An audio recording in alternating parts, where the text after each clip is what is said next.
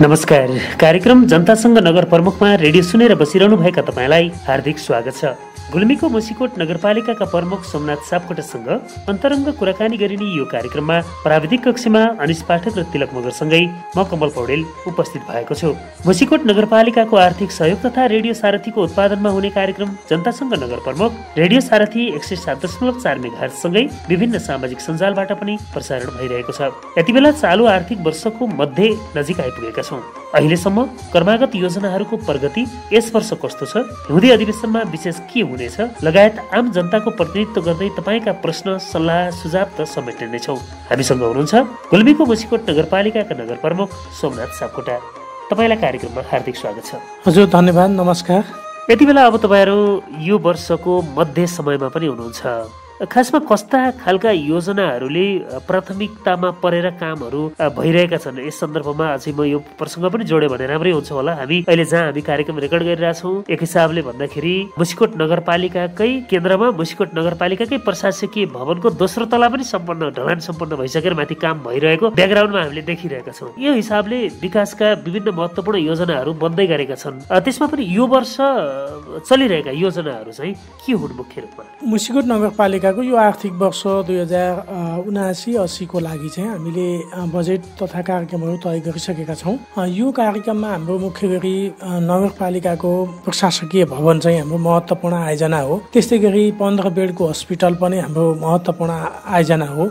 यो चाहिँ बजेट चाहिँ सङ्घीय सशक्त बजेट सित सम्बन्धित छ। हाम्रो स्वास्थ्यको 15 बेडको अस्पताल भने प्रशासकीय भवनको चाहिँ हाम्रो सङ्घीय सरकारसितको 50-50 अथवा साझेदारी योजना हो। 8 करोड 46 लाखको यो योजना हो। हामीले गत जेठदेखि हामीले सम्झौता गरेर काम अगाडि बढाएका हौँ र यो पटक हामीले दोस्रो तलाको ढलान गरेर हामी तेस्रो तलाको निर्माणको चरणमा छौँ। अब तेस्रो तला पनि मलाई लाग्छ अबको 15-20 दिनमा हामी ढलानमा पुगिसक्नेछौँ र यो वर्षको अन्त्यसम्ममा हामीले हाम्रो प्रशासकीय भवनको ढलानको काम चाहिँ 4.5 तला नै सम्पन्न गर्नेछौँ। यो ढङ्गले कामलाई हामीले अगाडि बढाएका छौँ भने त्यस्तै 15 बेडको अस्पताल हाम्रो जुन निर्माण हुँदैछ यो वर्ष कम्तीमा पनि हामी आधा काम चाहिँ सक्ने गरी चाहिँ जाँदैछौँ। 12 करोडको लगानीमा यो चाहिँ सङ्घीय सशक्त अनुदानको चाहिँ बजेटबाट हामी मुसिकोट नगरपालिकाले निर्माण गर्दैछ।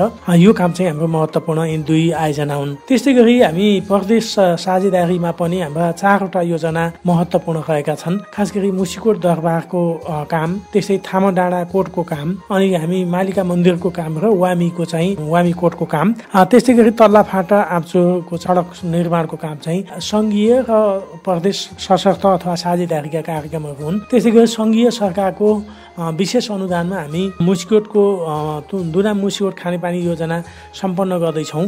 त्यस्तै गरी हामीले चाहिँ त्रिभुवन मावि भुवाचिदी र चाहिँ जनज्योति मावि अरेवाको 4 कोठे भवन चाहिँ हामी निर्माण गर्दैछौँ। दुवै ठाउँमा 4 कोठे भवन निर्माण गर्दैछौँ। यसरी प्रदेश सरकार र सङ्घीय सरकारसितका साझेदारी योजना, सङ्घीय सरकारको विशेष योजना र चाहिँ नगरपालिकाका मुख्य आयोजनाहरूलाई हामीले ठेक्का मार्फत अथवा ई बिल्डिङ मार्फत हामी अगाडि बढेर निर्माण व्यवसाय मार्फत हामी कामलाई अगाडि बढाइरहेका छौँ र यी कामहरूको तीव्रतर रूपमा चाहिँ काम अगाडि बढिरहेको छ। र यो वर्ष नै हामीले अघिल्लो वर्षका कर्मागत योजनाका रूपमा रहेको सभा हल निर्माण र कबड हल निर्माण ग्वादिका चौकमा जुन हुँदैछ ती दुईटालाई पनि अगाडि बढाएका छौँ भने त्यस्तै थुमो पहाडको मन्दिर निर्माणको चाहिँ साझेदारीको कार्यक्रम थियो अघिल्लो वर्ष प्रदेश साझेदारीको, त्यो काम पनि हामी यो चाहिँ सम्पन्न गर्ने चरणमा छौँ।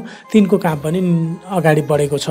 अब त्यो बाहेक स्थानीय तहले अथवा नगरपालिकाले नै बजेट विनियोजन गरेर उपभोक्ता समिति मार्फत गरिने पनि थुप्रै कामहरू छन्। ती कामहरूमा चाहिँ उपभोक्ता समिति गठनदेखि लिएर त्यसको प्राविधिक सर्वेक्षण र त्यसको प्रारम्भिक डिटेल्स लागतदेखि त्यसको काम गर्ने प्रक्रिया चाहिँ कहाँ पुगेको छ? हामीले करिब 10 लाख भन्दा बढी ठुला आयोजनाहरू जुन हाम्रो स्थानीय तह अथवा हाम्रो मुसिकोट नगरपालिकाले आफ्नै सम्मानीकरण बजेटबाट गर्छ तीलाई समेत हामी चाहिँ ई बिल्डिङ मार्फत अथवा ठेक्का टेन्डर मार्फत हामी काम अगाडि बढाउँदैछौँ भने 10 लाख भन्दा साना योजनाहरूलाई हामी उपभोक्ता समिति मार्फत गर्दैछौँ। उपभोक्ता समिति मार्फत गरिने कामहरूको पनि हामीले अहिलेसम्ममा 50% भन्दा बढीको चाहिँ सम्झौता भएर कार्यान्वयनमा गइसकेको छ भने केही योजनाहरू अझै पनि हामी सम्झौता गर्ने र कार्यान्वयनमा लैजाने चरणमा छौँ। निर्माणको कामलाई हामीले जस्तो हामी सडक सफाई गर्ने प्रत्येक वडामा 5 लाखका दरले बजेट थियो, त्यो काम लगभग अब हाम्रो चाहिँ 90-95% सम्पन्न भइसकेको छ। त्यस्तै अरू आयोजनाहरूलाई पनि हामीले काम अगाडि बढाइसकेका छौँ र निर्माणको प्रक्रियामा उपभोक्ता समिति मार्फत पनि अगाडि बढिसकेको छ र यो वर्षको काम हामी समयमै सम्पादन गर्ने गरी समयमै सम्पन्न गर्ने गरी अगाडि बढिरहेका छौँ। अब विगतमा हेर्दाखेरि खास गरी त्यो टेन्डरमा गएका त्यो निर्माण कम्पनी मार्फत बनिरहेका आयोजना हुन् या उपभोक्ता समितिका, त्यो अन्तिम चरणमा गएर मात्रै बन्ने र भुक्तानी लिने प्रक्रिया चाहिँ जुन हुने, जसले चाहिँ समस्या पारिरहेको अवस्थाहरू पनि थिए। यो समानीकरणको रकमदेखि अरू विषयहरूमा पनि विभिन्न प्रश्नहरू नै उठ्ने गरे र विभिन्न समयका ती प्रश्नहरूको निरूपण गर्नका लागि यहाँहरूले बीचमा विशेष अधिवेशन पनि सम्पन्न गर्नु भएको छ। यो खास केसँग सम्बन्धित थियो र त्यसले के चाहिँ सुधार गर्दैछ? खास गरी मुस्कोट नगरपालिकाको सन्दर्भमा हाम्रो बेरुजुको रकम अलि धेरै देखिएको थियो। खास बेरुजु भनेको रुजु हुन नसकेका कतिपय कामहरू अथवा भुक्तानीहरू नै हुन्। त्यसलाई हामीले अहिले चाहिँ अलि नयाँ स्थानीय तह भएको हुनाले कामकाजहरूमा ऐन नियमहरूमा हामीले व्यवस्था गर्नुपर्ने कतिपय कामहरूमा अलिकति ढिलाढाला भएको स्थिति थियो। त्यसलाई हामीले यो विशेष सभा जुन गऱ्यौँ त्यसबाट हामीले हाम्रो बेरुजुको रकमलाई घटाउने गरी अथवा हामीले समपरीक्षण गर्नुपर्ने, सभाबाट समपरीक्षण गर्नुपर्ने कामका लागि हामीले विशेष अधिवेशन आयोजना गरेका थियौँ। त्यसबाट हामीले 1,22,00,000 बराबरको बेरुजु रकमलाई समपरीक्षण गरेका छौँ। यसले हाम्रो बेरुजुको रकमलाई अलि घटाउनेछ। अर्को त्यो अघि मैले आयोजनाको कुरा जोड्दै थिएँ, जो आयोजनाहरू बनिरहेका त्यो समयमा सम्पन्न गर्नका लागि ताकेता गर्ने कुरा, त्यसको मोनिटरिङ गर्नका लागि संयन्त्रहरूले चाहिँ प्रभावकारी ढङ्गले काम नगरिरहेको योभन्दा पहिला हामी देख्ने गर्दथ्यौँ। यो वर्ष चाहिँ त्यसलाई प्रभावकारी बनाउन चाहिँ के गर्दै हुनुहुन्छ? त्यस्तो काममा हाम्रो नगरपालिकाको तर्फबाट अझै हामीले ताकेता गर्ने, अझै व्यवस्थित गर्ने, कामहरूलाई उपभोक्ता समिति मार्फत समयमै सम्पादन गर्ने कुरामा जोड दिने नै गरेका छौँ। हाम्रो अलिकति परम्परागत रूपमा चाहिँ खास गरी स्थानीय तह बन्नुभन्दा अगाडिदेखि नै कतिपय कामहरू अन्तिम चरणमा मात्रै गर्ने चलन चाहिँ को हाबी भएको थियो। उपभोक्ता समितिहरू पनि लास्ट आवरमा मात्रै, अन्तिम अवस्थामा मात्रै वा जेठ असारमा मात्रै भुक्तानी लिन आउने वा काम गर्नका लागि आतुर हुने गर्नुहुन्थ्यो। अहिले हामीले त्यस्तो गरेका छैनौँ। कतिपय कामहरूको भुक्तानी हामीले गरिसकेका छौँ भने कतिपय कामहरू हामी निर्माण सम्पन्न हुँदै गर्दा भुक्तानीको कामलाई पनि अगाडि बढाएका छौँ र समितिहरूलाई पनि अनुगमन गर्ने, मूल्याङ्कन गर्ने, आवधिक रूपमा बिचमा काम भइरहेको बेलामा पनि हामी अनुगमन जाने, यस्तो कामहरू गरिरहेका छौँ जसले गर्दा काम चाहिँ छिटो छरितो पारदर्शी ढङ्गले हुनेको स्थिति निर्माण भएको छ। यसले चाहिँ हाम्रो काममा धेरै कुरामा चाहिँ सुधार आइरहेको छ। यो वर्ष अझै थप सुधार गरेर हामी कमसेकम पनि वैशाखसम्ममा हाम्रो चाहिँ भुक्तानीहरू कम्प्लिट गर्ने गरी अगाडि बढिरहेका छौँ। त्यसले गर्दा जेठ असारमा जुन भुक्तानीको स्थिति जाने गर्थ्यो त्यसलाई चाहिँ हामी कम गर्दैछौँ। अब यहाँहरूले कृषि, स्वास्थ्य, शिक्षा लगायतका क्षेत्रहरूमा आधारभूत ढङ्गले नै कामहरू सुरु गर्नु भएको छ र केही काम गरिनु भएको छ, प्रभावकारी ढङ्गले गर्नु भएको पनि छ। खास गरी यो शिक्षाको कुरा गर्दाखेरि यहाँहरूले त्यो बाल विकास सहजकर्ता र केही कर्मचारीहरूको सन्दर्भमा सङ्घीय राज्यले जसरी तोकेर स्थानीय तहले बजेट छुट्याउनु पर्ने व्यवस्था गर्यो, यसमा यहाँहरूले चाहिँ त्यसको व्यवस्थापन गर्नु भएन भन्ने कुराहरू पनि आइरहेको थियो र यो बिचमा चाहिँ यहाँहरूले व्यवस्थापन गर्दै हुनुहुन्छ भन्ने कुरा पनि आयो। खास कुरा चाहिँ के हो? हामी खास गरी सङ्घीय सरकारले स्थानीय तहको बजेट विनियोजन गर्न थाल्ने हो भने स्थानीय तह र सङ्घीय सरकारको बिचमा टसल बढ्दै जान्छ। त्यसकारण हामी चाहिँ सङ्घीय सरकारले घोषणा गर्ने हो भने सङ्घीय सरकारले नै भुक्तानी दिनुपर्छ भन्ने चाहिँ हाम्रो मान्यता हो। त्यसका लागि स्थानीय तहहरू खास गरी गाउँपालिका महासङ्घ र नगरपालिका महासङ्घले पनि सङ्घीय सरकारसित आपत्ति जनाइरहेको हो बजेटकै सन्दर्भमा। हामी पनि त्यो अडानमा थियौँ र आज पनि छौँ र हामीले चाहिँ स्थानीय तहका खास गरी बाल विकासका कर्मचारीहरूले उहाँहरूले आवश्यक पारिश्रमिक पाउनुपर्छ भन्ने मान्यतामा नै राख्छौँ। हामीले स्थानीय तहले बजेटको व्यवस्था गर्नका लागि हामीलाई अप्ठ्यारो होइन, तर हामीले सङ्घीय सरकारसितको लडाइँलाई हामीले कायम गरेको मात्रै हो। हामी चाहिँ स्थानीय चाहिँ बाल विकासका कर्मचारीहरू अथवा विद्यालय कर्मचारीहरू र विद्यालय सहयोगी कार्यकर्ताहरूलाई हामीले आवश्यक तलबको व्यवस्था चाहिँ गर्ने गरी नै अगाडि बढेका छौँ।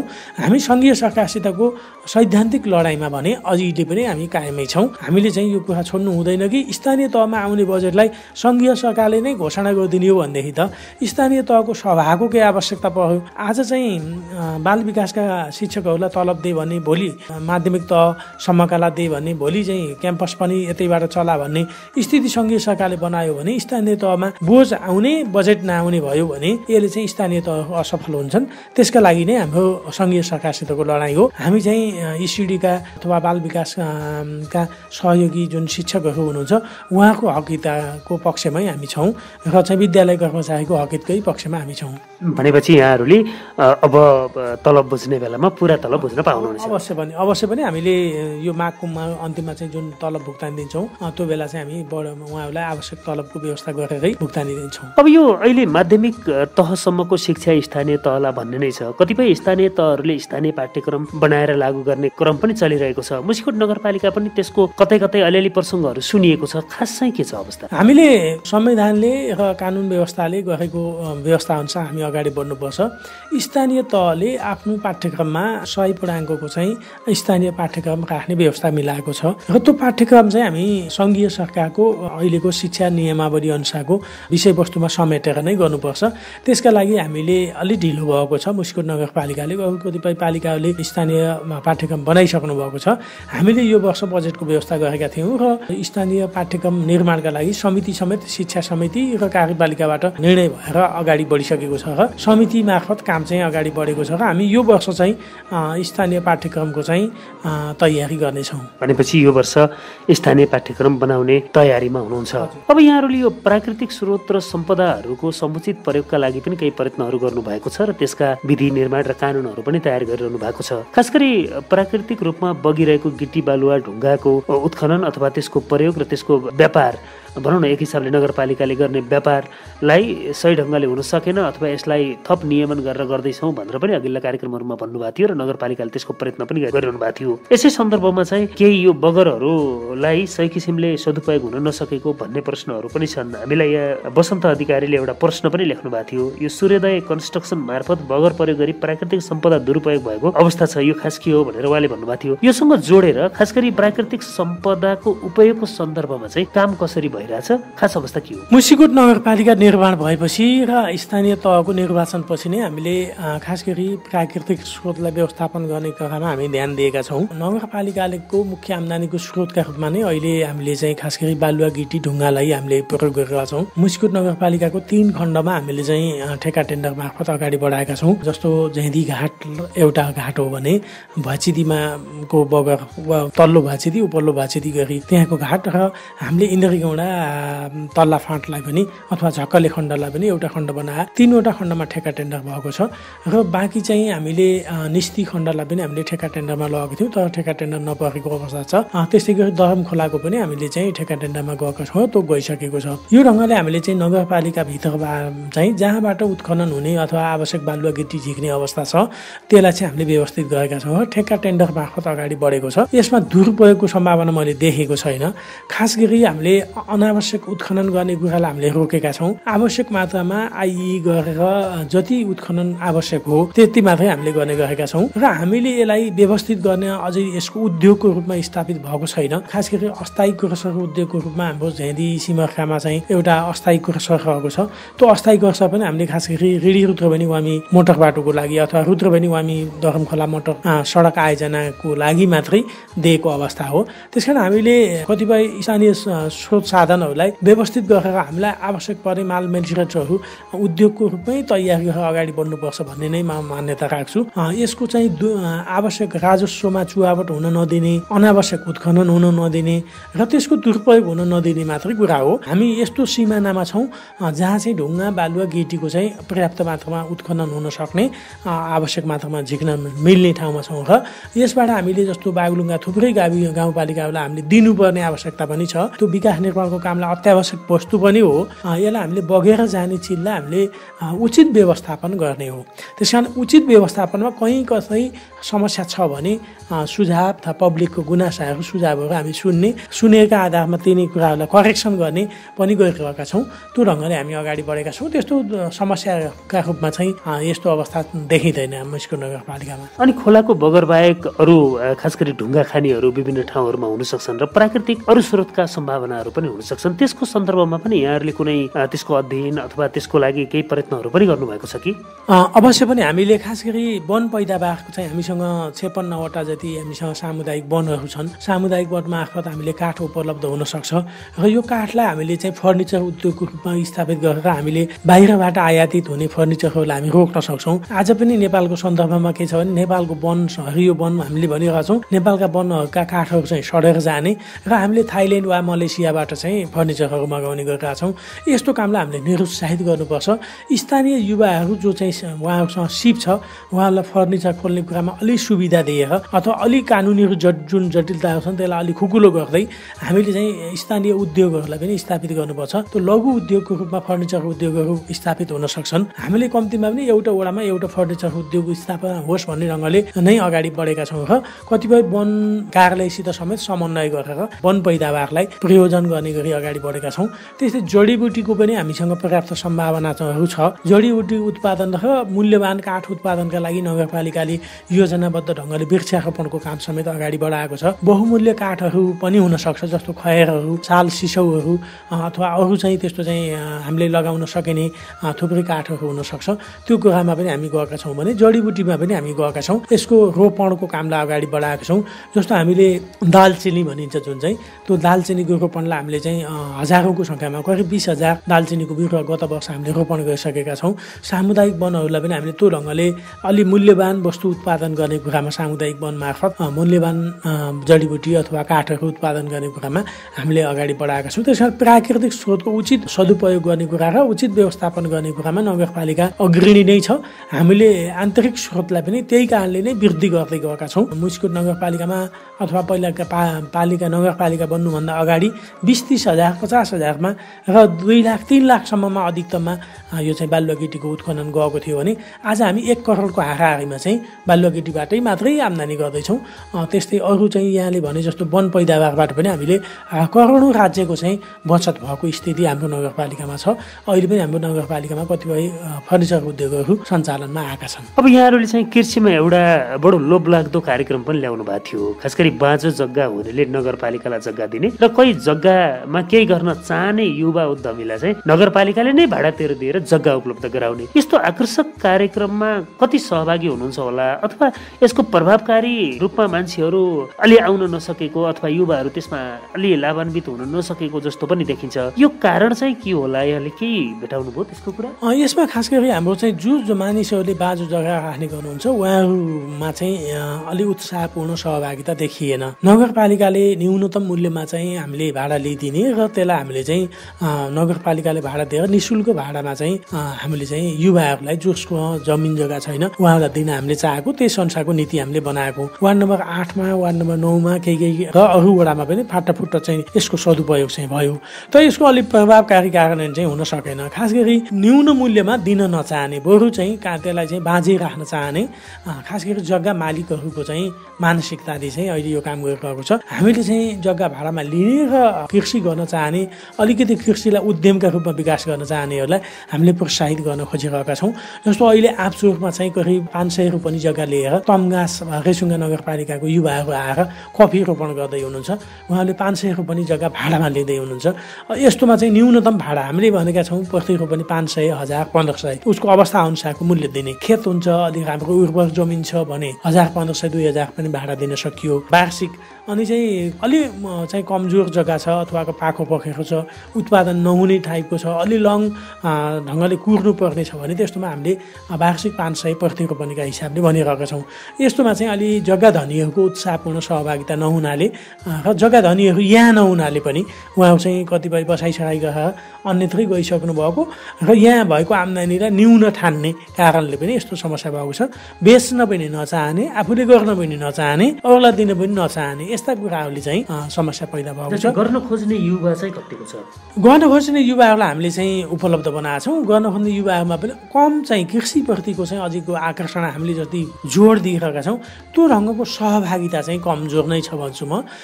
तर पनि जे होस् आशा लाग्दो गरी अलिकति आशा फर्किएको छ भन्छु म। कृषि गर्नै हुन्न, कृषिबाट केही हुँदैन, कृषिबाट यहाँ बसेर कामै छैन, बरु चाहिँ दिल्ली गए भयो, भाँडामाझी भयो वा अब कता गए भयो भन्ने हिजोको मानसिकतामा आज अब विकसित राष्ट्रहरूमा जापान जर्मन जानेहरूको कुरा छोडौँ उहाँहरू फर्कन चाहनुहुन्न। तर खास गरी मलेसिया, कतार अथवा दुबई र खास गरी भारतमा चाहिँ रोजगारका लागि जाने युवाहरू गाउँमै बसेर केही गर्न पाए हुन्थ्यो भन्ने वातावरण चाहिँ बनेको छ। त्यो कुरा चाहिँ यी हाम्रा कार्यक्रमहरूले ल्याएको उत्साह नै हो, पोजिटिभ पक्ष हो। अझै पनि हामीले परिणाम दिने गरी अलिक ठुलो स्केलमा गर्न नसकेको अवस्था भने अवश्य पनि हो। त्यो किन त्यस्तो हुँदो रहेछ भन्ने यहाँहरूले यहाँहरूले केही महसुस गर्नुभएको छ अथवा यहाँहरूले केही त्यसको विषयमा केही सोधी खोजी अथवा खोज्ने काम गर्नु भएको छ? खास गरी त्यस्ता युवाहरू पनि अहिले छन् जो अझै पनि त्यही कतार गइरहेका छन्, खाडीमा गइरहेका छन्, तर कृषिप्रति अझै पनि आकर्षित छैनन्। यसमा कतिपय कुराहरू स्वयं व्यक्तिको मानसिकतासित सम्बन्धित छ, कतिपय कुराको हाम्रा कानुनी नीति नियमहरूसित सम्बन्धित छ, कतिपय नगरपालिकाले अझै गर्नुपर्ने व्यवस्थापनमा समस्या छ। जस्तो हामीले बाख्रा विकास परियोजना लागू गरेका छौँ मुस्कोट नगरपालिका वार्ड नम्बर 1, 2, 3, 4 मा। त्यसले उत्साहपूर्ण ढङ्गले बाख्रा पालनको काम अगाडि बढेको छ। उहाँहरूलाई हामीले सहुलियतपूर्ण कर्जा, बिना धितो कर्जा दिने भनेर गोल्बल आइएबी ब्याङ्कसित हामीले सम्झौता गऱ्यौँ। अनि थुप्रो युवाहरूले चाहिँ बिना धितो पाइन्छ भनेपछि उत्साहित हुनुभयो, धेरै बजेटको माग गर्नुभयो। ब्याङ्कले चाहिँ फेरि आफ्नो जोखिम हेर्ने गरी उसले चाहिँ बिना धितो दिने कुरालाई उत्साहित देखिएन र चाहिँ धितोसित दिँदा पनि उसले आवश्यक मात्रामा मात्रै दिन खोज्यो। कतिपय मान्छेहरू के हुँदैछन्, पुरानो ऋण व्यवस्थापन गर्नका लागि समेत सहुलियत कर्जामा आउने, त्यो पुरानो ऋण व्यवस्थापन गर्नका लागि नयाँ कर्जामा आएर त काम लागेन। त्यस कारण ब्याङ्क त्यससित ऊ चाहिँ अनिच्छुक देखियो। अब फेरि उहाँहरूको बाध्यता के छ भने पुरानो ऋण छँदैछ, कहीँ ठाउँमा धितो राखिएको छ, कहीँ लिइसकेको छ, त्यो ऋण व्यवहार नमिलिकन फेरि उहाँहरू चाहिँ यहाँ नयाँ कार्यक्रममा अथवा हाम्रो सहुलियतपूर्ण कर्जामा आउन सक्नु भएन। यस्ता कुराहरूले गर्दा उहाँहरूलाई हामीले आवश्यक मात्रामा चाहिँ अलिक उत्साहपूर्ण ढङ्गले त्यो सहुलियतपूर्ण कर्जामा लैजान सकिरहेका छैनौँ। भलै हामीले चाहिँ 100-150 युवाहरूलाई दिइसकेका छौँ, तर हामीले 200-400 अथवा 500-700 युवाहरूलाई अथवा 1000-1500 युवाहरूलाई यो कार्यक्रममा सहभागी बनाउन चाहन्थ्यौँ एकै वर्षमा। त्यसकारण उहाँहरूको पनि केही जटिलताहरू हुँदा छन्। उहाँहरू कहीँ न कहीँ अलिकति ऋणमै हुनुहुन्छ, त्यो ऋण म्यानेज नगरिकन उहाँहरू सहुलियतपूर्ण कर्जामा पनि आउनु सक्नुहुँदो रहेनछ। त्यसलाई के गर्न सकिएला? नगरपालिकाले के गर्न सक्ला? अथवा तपाईँले यहाँ बसिरहँदा यद्यपि तपाईँको कार्यकाल अन्तिममा छ, तर यो त लामो सिकाइको प्रक्रिया पनि हो। तपाईँहरू सिक्दै जाँदाखेरि अहिले आइरहँदाखेरि भोलि तपाईँहरू नै आउनु होला अथवा अर्को कोही आउला, तर यो चाहिँ गर्न पाए हुन्थ्यो भन्ने कुरा त रहिरहने भयो। यस्तोमा हामीले फेरि पनि एउटा चाहिँ जस्तो भनौँ, हामीले सहुलियतपूर्ण कर्जा दिने हो भने पुरानो कर्जालाई व्यवस्थापन गर्ने कुनै न कुनै उपाय खोज्नुभयो। त्यो उहाँहरूलाई ऋण चुक्ता गरेर यता आउने स्थिति सिर्जना गर्नुभयो। त्यसका लागि दुईवटा संस्थाहरूको बिचमा मानौँ उहाँले कुनै ब्याङ्कबाट पहिल्यै अलरेडी ऋण खाइरहनु भएको छ, अब उहाँलाई नयाँ कर्जा कति चाहिने हो? पुरानो कर्जा 2 लाख हो, नयाँ कर्जा 3 लाख उहाँलाई हो भने 5 लाख बराबरको मूल्याङ्कन गरेर उहाँलाई दिने र पुरानो कर्जा तिर्ने 2 लाख बराबरले, बाँकी चाहिँ फेरि नयाँ चाहिँ 3 लाखले नयाँ काम गर्ने। यो कामै नगर्ने गरी पुरानो ऋण चुक्ता गर्ने गरी दिएर त केही अर्थ छैन, किन भन्दा त्यसले उत्पादन बढाउँदैन। तर नयाँ काम उहाँले गर्न चाहनुहुन्छ भने पुरानो ऋणलाई पनि व्यवस्थापन गर्ने कुरामा हामी अलि लचिलो हुनुपर्छ, ब्याङ्कहरू पनि अलि लचिलो हुनुपर्छ भन्ने मान्यतामा चाहिँ म छु। र त्यस्तो विधि अथवा त्यस्तो प्रक्रिया बनाएर नै हामीले उत्पादनमा युवाहरूलाई सरिक बनाउन सक्छौँ। अब यो भौतिक निर्माणतर्फको अब सडकतर्फ जाउँ थोरै कुरा। अब सडक यो पिच गर्ने भनेर असार मसान्तसम्म हुन्छ भनेर यो रेडी रुद्रबडी खण्ड अन्तर्गत मुस्कोट नगरपालिकाभित्र भर्ने सडकको ठेक्का पनि भयो, काम सुरु पनि भयो, तर प्रभावकारी ढङ्गले काम नहुने यो त अब कानुनी जटिलता, माथि सङ्घ सरकारकै एक हिसाबले उसले नियमन गर्न नसक्ने अरू धेरै कुराहरू छन्, म्याद थप्ने कुराहरू पनि माथिकै छ, यहाँहरूको मातहत छैन। तर आम जनताले त त्यसरी बुझिँदैन। त्यसकारण अब यो कहिलेसम्म पिच होला, यो पिच हुने कुरा के होला, र अरू बाटाहरूका कुरा पनि खास गरी वडा कार्यालय जाने बाटाहरू चाहिँ अलि स्तर उन्नति हुन्छन् भन्ने जुन अपेक्षाहरू थियो तिनीहरूको विषयमा चाहिँ के भइरहेको छ? त्यो हामीले नगरपालिका मार्फत चाहिँ भित्री सडकहरू अथवा वडासम्म जाने पहुँच मार्गहरूलाई हामीले चाहिँ व्यवस्थित गर्दैछौँ। जस्तो अहिले पनि आँपचुर तल्ला फाँटाबाट आँपचुर वडा कार्यालयसम्म जाने बाटोको स्तर उन्नति हुँदैछ। नगरपालिकाको साझेदारीमा सङ्घीय प्रदेश सरकारको समेत 50-50 मा हामी 1 करोडको काम गर्दैछौँ। यसले चाहिँ तल्ला फाँटदेखि आँपचुर जाने बाटोको ग्राभेल स्तरको बाटो निर्माण हुनेछ। त्यस्तै हामीले वार्ड नम्बर 2-3 जोड्ने गरी चाहिँ हामीले भन्ज्याङबाट चाहिँ बडा गाउँसम्मको बाटो चाहिँ ग्राभेल सम्पन्न हुँदैछ। त्यस्तै 1 नम्बर जाने बाटो हाम्रो राक्सेबाट पौदेमराईसम्म थामा डाँडासम्मकै बाटो ग्राभेल भइसकेको छ हामी आएपछि नै। अनि हाम्रो चाहिँ यो रेडी रुद्रबडी वामी सडकको चाहिँ यो चाहिँ तल्ला फाँटा वामी टक्सार सडक खण्ड पनि ग्राभेल हामी आएपछि भएको हो। तर भागवत गिरीले जसरी चाहिँ यो चाहिँ सडकको स्तर वृद्धि गर्नमा इन टाइममा काम गर्नुभयो, त्यस्तो चाहिँ पछिल्लो पटक भएको ठेक्कामा हरिकुमार श्रेष्ठ जुन श्रेष्ठ कन्स्ट्रक्सन मार्फत काम हुने हो, पिचको लागि 5 किलोमिटर ठेक्का भएको थियो, त्यो काम चाहिँ उहाँले टाइमली गरिदिनु भएको छैन। उहाँले जुन वर्ष टेन्डर भयो त्यही 3 महिनामा उहाँले पिच गर्न सक्नुहुन्थ्यो उहाँले चाहेको भए, त उहाँले चाहिँ विभिन्न बाहना बनाउनु भयो र त्यो वर्ष काम गर्नु भएन। त्यो वर्ष हाम्रो 10 करोडमा उहाँले कति पनि भुक्तानी लिनु भएन बेसकी बाहेक। दोस्रो वर्ष पनि उहाँले चाहिँ कोभिडको कारण देखाउनु भयो र चाहिँ त्यहाँ काम गर्नु भएन। र चाहिँ तेस्रो वर्ष उहाँले चाहिँ ल मलाई बालुवा कनेक्टिभिटीको समस्या भयो, मलाई कर्सर नराखिकन मैले पिच गर्न नसक्ने भयो भने हामीले कर्सर राख्नका लागि समेत समाजसित समुदायसित समन्वय गरेर उहाँलाई कर्सर राख्न दियौँ। कर्सर राखेर माल पनि उत्पादन गर्नुभयो, तर उहाँले पिच गर्नु भएन। त्यसैले उहाँकोमा कहीँ न कहीँ नियतमा यी खोट हो कि भन्ने समेत देखिँदैछ।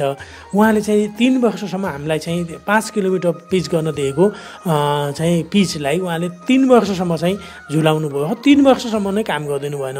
त्यसमा उहाँप्रति हामी अलि निर्मम ढङ्गले चाहिँ अगाडि बढ्दैछौँ र उहाँलाई आवश्यक काम छिटो गराउने वा कारबाहीका लागि अगाडि बढ्ने स्थितिमै हामी पुगेका छौँ। र त्यो बाहेक चाहिँ हाम्रो यो रेडी रुद्रबनी खण्ड अथवा रुद्रबनी वामी दरमखोला खण्डमा चाहिँ थप यो वर्ष पनि हाम्रो फेरि ठेक्का टेन्डर भएको छ। थप 4 किलोमिटर पिच हुनका लागि ठेक्का टेन्डर गइसकेको छ भने 500 मिटर चाहिँ जुन वामी टक्साबाट खरवाङ जोड्ने ओह्रालो हो, त्यो ओह्रालोमा पिच टिक्दैन भनेर आरसिसी गर्ने गरी नै त्यहाँ चाहिँ ठेक्का टेन्डर गएको छ। 500 मिटर चाहिँ आरसिसी नै हुने हो। त्यो चाहिँ अहिले निर्माण व्यवसायीले त्यो चाहिँ ठेक्का पाइसकेको छ। त्यसैले यो वर्षको ठेक्का टेन्डर गराउने काम जुन पाल्पा सडक मार्फत हो त्यसलाई हामीले छिटो छिटो गराएका छौँ।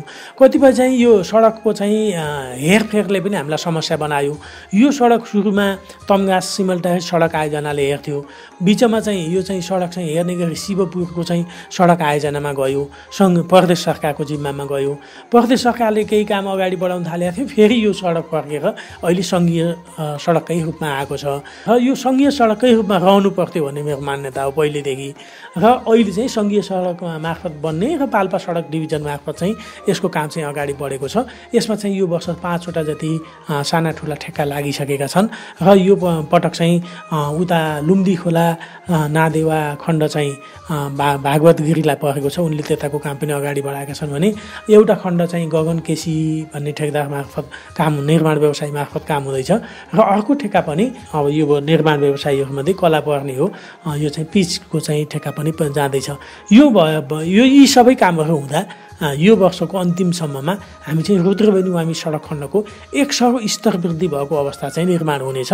र यो बिचका कतिपय पुलहरूको पनि यो वर्ष निर्माणको काम चाहिँ ठेक्का जाँदैछ, जसले गर्दा 4वटा पुल बन्नुपर्ने हो हाम्रो चाहिँ यो बिचमा। खास गरी डहरे खोला उल्ली खोलाको हामीलाई सङ्कटै छ। त्यस्तै हाम्रो चाहिँ आप्चुरको चाहिँ र चन्द्रकोट र मुसिकोट जोड्ने जुन गेदी खोला हो त्यहाँ पनि पुलको आवश्यक छ। एउटा भारसे खोलामा पुलको आवश्यकता छ। यी खोलाहरूमा आवश्यक पर्ने चाहिँ पुलहरूलाई चाहिँ हामीले चाहिँ निर्माणको काममा अगाडि बढाएका छौँ।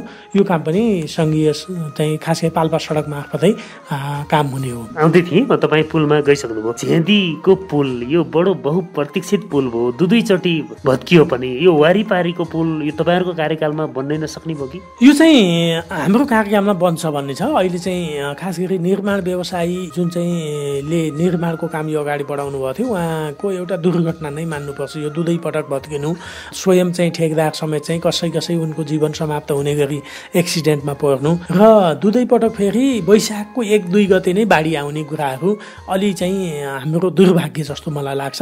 त्यस्तो अवस्थामा हामी पुग्यौँ र अहिले चाहिँ निर्माण व्यवसायीलाई त्यो निर्माण कामबाट अफिसले बिदा दिइसकेको छ। र जुन यो पुलको डिजाइन गर्ने डिजाइनर कम्पनी हो त्यो चाहिँ विदेशी कम्पनी समेत हो। त्यसले चाहिँ यो चाहिँ निर्माण कन्स्ट्रक्सनको काम समेत जिम्मा लिएको छ। त्यसमा उनीहरूलाई अब पैसाको पनि खासै अभाव नहुने र निर्माणको काम उनीहरूले जिम्मा लिइसकेपछि त्यो चाहिँ स्टिल ब्रिजमा जाने भएको हुनाले अब यो चाहिँ अहिले चाहिँ कन्स्ट्रक्सनको काममा अथवा निर्माणको काममा कम्पनीलाई अर्डर भइसकेको भन्ने हामीलाई सूचना प्राप्त भएको छ। यो फेरि पनि प्रदेश सरकार मार्फतै हुने काम हो। प्रदेश सरकारको मन्त्रालयले हामीलाई चाहिँ यो पुलको चाहिँ यो वर्ष सम्पन्न हुने गरी हामी अगाडि बढाएका छौँ भनेर जानकारी प्राप्त भएको छ। र यो यसका लागि त हामी पटक हामी गएर खास गरी प्रदेश मन्त्रालयमा चाहिँ यातायात पूर्वाधारमा चाहिँ हामीले निकै छलफल गऱ्यौँ र यो एउटा टुङ्गोमा पुगेको छ। अब यो वर्ष पुल सम्पन्न हुनेछ। एकातिर यो पुल नबन्ने, अर्कोतर्फ विकास निर्माणका आयोजनाहरू अलि बढी वामी केन्द्रित हुने अथवा बढीघाट वारी र पारी भन्ने खालको धारणा हुने, यो खालका गुनासाहरू पनि छन्। यसमा यो बसन्तजीले खास गरी 3वटा प्रश्न उठाउनु भएको थियो। एउटा मैले अघि भनिहालेँ। अब एउटा कुरा चाहिँ यो वारी र पारीको मनोविज्ञानका कुरा, यो वामी मात्रैमा अलि बढी केन्द्रित हुनुभयो कि भन्ने चाहिँ एउटा यो कुरा छ। र अर्को उहाँले एउटा प्रश्न पनि जोड्नु भएको छ, यो खासमा चुनावमा भएको खर्च चाहिँ नतिरिएको भन्ने आरोप लगाउनु भएको छ, यसलाई पनि प्रश्नाइदिनुहोस् न। मैले बसन्तजीलाई आग्रह गर्न चाहन्छु, उहाँ अलिक बढी चाहिँ आग्रही बन्दै हुनुहुन्छ भन्ने कुरा उहाँको प्रश्नहरूले पनि देखाउँछन्। खास गरी जुन ठाउँमा जे आवश्यकता हो त्यो कुरालाई हामीले जोड दिएनौँ भन्ने कुरा हो। मैले मुसिकोट नगरपालिका निर्माण भएपछि पहिलो वर्ष हामीले करिब 11 करोड खानेपानीमा खर्च गरेका छौँ र त्यसको 80% बजेट वार्ड नम्बर 1, 2, 3, 4 मा चाहिँ खानेपानी आयोजनाहरूमा खर्च भएको छ। नगरपालिका र प्रदेश सरकार र सङ्घीय सरकार मार्फत खर्च भइरहेको 11 करोडमा 80% बजेट चाहिँ 1, 2, 3, 4 मा खर्च हुने कुराले त्यहाँको आजको खानेपानीको आवश्यकता चाहिँ पुरा भएको छ। र आज पनि 5, 6, 7, 8, 9 मा अझै पनि एक घर एक धारा सम्पन्न भएको छैन भने 1 नम्बरदेखि 4 नम्बरसम्म करिब चाहिँ अब एक घर एक धारा सम्पन्न भएको छ। त्यसकारण चाहिँ जुन क्षेत्रमा जे चिजको आवश्यकता हो त्यो कामलाई हामीले जोड दिनुपर्छ। आज मुसिकोट दरबारमा म बसन्तजीलाई नै आग्रह गर्न चाहन्छु, उहाँले यति ठुलो बजेट आएर मुसिकोट दरबारको पुनर्निर्माण होला भनेर कहिले भन्नुभएको थियो, कहिले माग लिएर आउनुभएको थियो। हामीले त मुसिकोट दरबारमा अहिले करिब 3 करोड खर्च गरेर हामीले काम गरिरहेका छौँ। त्यस्तै थुमो पार्कको काम हामीले अगाडि बढाएका छौँ। ग्वादिका चौरको काम पनि चाहिँ करोडौँको लगानीमा काम अगाडि बढिरहेको छ, जहाँ खेल मैदान नै हुँदैछ। त्यसलाई हामीले वारी र पारीको मानसिकता भनेको यो राजनीति गर्ने मानसिकता मात्रै हो। राजनीतिमा आफूलाई के भन्दा आफूलाई अनुकूलता पर्छ भने उहाँले वारी र पारीको नारा उठाउनु भएको छ। यो चाहिँ उहाँको आग्रही मानसिकता मात्रै हो। हामीले चाहिँ ग्वादिका चौरलाई हामीले पारीको भन्दैनौँ, उहाँले पनि मालिका मन्दिरलाई पारीको भन्नु हुँदैन। पारीका मान्छेले वारीलाई पारी भन्ने र वारीकाले पारीको भन्ने मानसिकता गलत कुरा हो। प्रशासकीय भवन बन्नु पर्यो भने वामी टक्सामा बन्नु बाध्यता हो, आवश्यकता हो भन्ने बुझ्नु पर्यो। यहाँ चाहिँ स्वास्थ्य चौकी भवन अथवा 15 बेडको हस्पिटल बन्यो भने यहाँ चाहिँ त्यो आवश्यकता हो भन्ने बुझ्नु पर्यो। त्यस्तै आवश्यकता हामीले मालिकामा गरेका छौँ, त्यस्तै आवश्यकता हामीले ग्वादिका चौरमा गरेका छौँ, त्यस्तै आवश्यकता हामीले मुसिकोट दरबारमा गरेका छौँ। त्यो आवश्यकता अनुसारको काम चाहिँ हाम्रो थामडाँडामा भइरहेको छ। थामडाँडामा 5-10 लाख रुपियाँ बजेटको माग गरेको ठाउँमा आज 1 करोडभन्दा बढीको हामी ठेक्का टेन्डर गरेर काम गर्दैछौँ। अनि चाहिँ अर्याको विद्यालयको भवन निर्माणलाई हामी त्यही ढङ्गले अगाडि बढाएका छौँ। त्यसकारण चाहिँ यो चाहिँ उहाँको मानसिकतामा चाहिँ समस्या छ। म आफैले जोड गरेर नै हामीले भन्ज्याङदेखि पौदी अमराई थामडाँडासम्मको सडकको स्तर वृद्धि गरेका हौँ। आज त्यहाँ ग्राभेल सडक बनिसकेको छ। के कुराले भिन्नता भयो वारी र पारीमा? जस्तो आज रुद्रबेनीदेखि वामीको सडक अलपत्र हुँदै गर्दा पनि त्यही सडकको हाराहारीमा भन्ज्याङदेखि थामडाँडासम्म सडक निर्माण भएन र त्यसकारण चाहिँ उहाँलाई लागेको मात्रै हो। यसकारण चाहिँ वारी र पारीको मनोविज्ञान चाहिँ हामीले बुझेका छौँ र काम पनि समान ढङ्गले नगरपालिका भर नै विकास निर्माणको काम चाहिँ समान ढङ्गले अगाडि बढेको अवस्था छ। आज हामी धेरै विषयहरू फरक फरक प्रसङ्गहरू पनि उठायौँ। यति कुरा गरिन्जेल हामी कार्यक्रमको अन्त्यतर्फ पनि आइपुगेका छौँ। यति कुरा गरिरहँदाखेरि अझै तपाईँको मनमा खड्किरहेको अझै यो कुरा छुट्यो कि भन्ने केही कुराहरू हुन सक्छन्? मैले के भन्न चाहन्छु भने यो पछिल्लो चरणमा राजनैतिक अस्थिरता बढेसँगै खास गरी राष्ट्रिय राजनीतिमा केही फेरबदलहरू आएसँगै अलिकति हाम्रो मानसिकताहरू चेन्ज हुँदैछन्। यो मानसिकताले अलि विकास निर्माणका कामहरूलाई पनि हल्का अवरोध जस्तो चाहिँ देखिँदैछ। त्यसकारण म यहाँसित सबैसित के आग्रह गर्छु भने राष्ट्रिय राजनीतिको स्थिरता आवश्यक थियो। त्यो ढङ्गले अगाडि बढेको भए 10-15 वर्षमा मुलुकले धेरै फड्को मारिसक्थ्यो। अब एउटा दुर्घटना, एउटा दुर्भाग्य हामी सबै नेपालीको भएको छ। राष्ट्रिय राजनीतिमा अहिले फेरि पनि अस्थिरता निम्तिएको छ। संसद विघटनबाट सुरु भएको अस्थिरता आज पनि अस्थिर अवस्थामै छ भनौँ। हङ पार्लियामेन्टका रूपमा एउटा चाहिँ होइन मिलिजुली सरकारका रूपमा अथवा कतिपय आयोजनाहरूमा चाहिँ अलि स्थिर ढङ्गको सोचाइ नहुने स्थितिमा पुगेको छ। अब यसलाई चाहिँ हामीले फेरि पनि स्थायी ढङ्गले राजनैतिक स्थिरता कायम गर्दै अगाडि बढ्नुपर्छ। आगामी इलेक्सनहरूमा पनि हामी त्यो ढङ्गको वातावरण बनाउनुपर्छ। यदि त्यस्तो हुन सकेन भने पनि हामी स्थानीय लेभलमा चाहिँ हामीले हाम्रो विकास र समृद्धिको अभियानलाई अवरोध हुने गरी वा हाम्रा कामहरूलाई समस्या पर्ने गरी हामीले अनावश्यक वाद विवादहरूमा हामी जानु हुँदैन। मुसिकोट निर्माणको लागि समृद्ध मुसिकोट बनाउने हामी सबैको जिम्मेवारी हो। हामी कहिले पदमा आउँला, कहिले पद बाहिर आउँला, कहिले जिम्मेवारीमा आउँला, कहिले जिम्मेवारीभन्दा बाहिर आउँला। जेसुकै हुँदा पनि हाम्रो साझा लक्ष्य भनेको मुसिकोटको समृद्धि र विकास हो। यो काममा आम जनसमुदाय चाहिँ जनप्रतिनिधिहरू, राजनैतिक दलहरू, सङ्घ संस्थाहरू, विभिन्न ठाउँमा जिम्मेवारीमा रहनुहुने सबै महानुभावहरू एकताबद्ध भएर मुसिकोटको यो 5 वर्षको बिचमा हामीले जे विकास निर्माणको कामलाई अगाडि बढाएका छौँ यसलाई अझ तीव्र गति दिँदै आर्थिक समृद्धिको पाटोलाई अहिले हामीले पूर्वाधारको काममा बढी जोड छ भने अब आर्थिक समृद्धिको पाटोलाई आर्थिक उत्पादन बढाउने कामलाई हामीले चाहिँ अगाडि बढाउनु पर्ने आवश्यकता छ। यो काममा आम जनसमुदायको सहयोगको अपेक्षा म गर्न चाहन्छु। हस्, यहाँको समय र संवादका लागि धेरै धेरै धन्यवाद। रेडियो सारथी र यहाँलाई पनि धेरै धेरै धन्यवाद। यो हाम्रो चाहिँ छलफल बहसलाई चाहिँ आम जनताको बिचमा पुर्याइदिनु भएकोमा यहाँलाई धेरै धेरै धन्यवाद। हस्, धन्यवाद। कार्यक्रम सुनेपछि तपाईँलाई लागेको कुरा हामीलाई राख्न सक्नुहुन्छ। यतिन्जेल हामीले मुसिकोट नगरपालिकाका नगर प्रमुख सोमनाथ सापकोटासँग कुराकानी गर्यौं र हामी कार्यक्रमको अन्त्यतर्फ आइपुगेका छौँ। त्यसका लागि तपाईँले रेडियो सारथीको फोन नम्बर 079969590 वा मोबाइल नम्बर 9857788700 वा radiosarathy@gmail.com मा मेल समेत गर्न सक्नुहुनेछ।